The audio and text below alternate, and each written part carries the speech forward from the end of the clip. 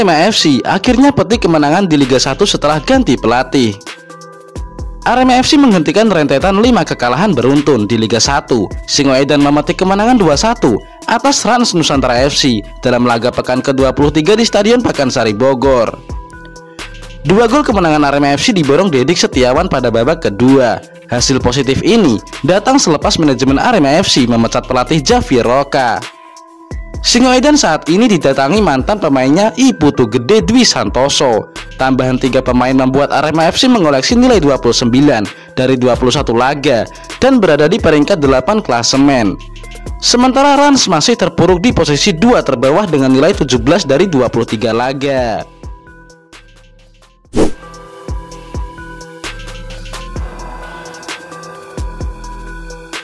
Marcelino Ferdinand resmi pindah ke KMSK DNZ pada 31 Januari 2023. Ia digait klub kasta kedua Belgia itu dari klub BRI Liga 1 Persebaya Surabaya.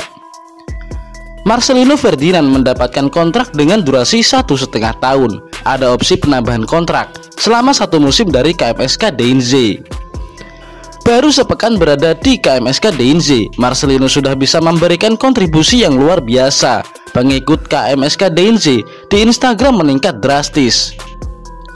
Sebelum kedatangan Marcelino Ferdinand, pengikut KMSK DNZ di Instagram hanya ada di kisaran belasan ribu. Namun, pada Selasa 7 Februari 2023 malam, ada 100.000 akun yang menjadi pengikut Instagram KMSK DNZ.